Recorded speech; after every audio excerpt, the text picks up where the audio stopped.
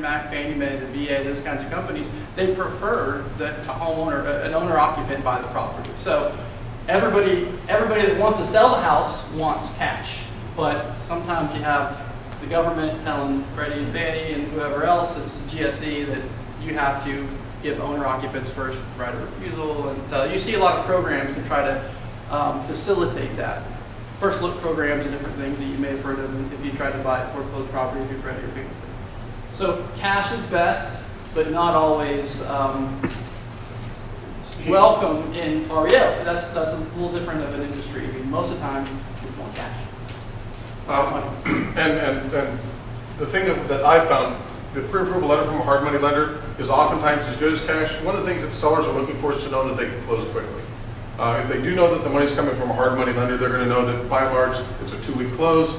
They're not having to worry about appraised value because the hard money lender is looking for properties that are distressed, and they understand that and they're not afraid of them. So, yes, sir. Is proof of funding, what is that considered case? All right, so yes and no. I mean, if you write there's a couple of things with the contract. I don't want to get into a contract class, but it's a good question. And I'll give you the disclaimer. I was a licensed realtor, but I'm now inactive, so I'm kind of going off memory here. But the contract doesn't dictate how you fund the property.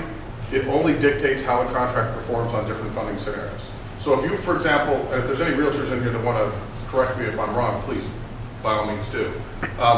But let's say if you wanted to submit an offer and you said, hey, I'm going to use hard money, and I don't want to use a third-party financing again, so I don't want to use that escape clause that gives me the ability to cancel the contract in the event that I don't get financing. So it's basically a non-contingent, contract.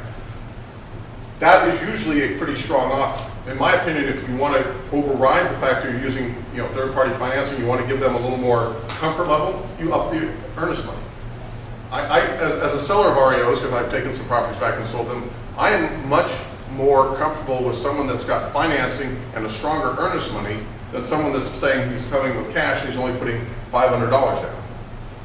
Someone doesn't mind walking away for $500 as much as they do 1% of the purchase price. Does that make sense?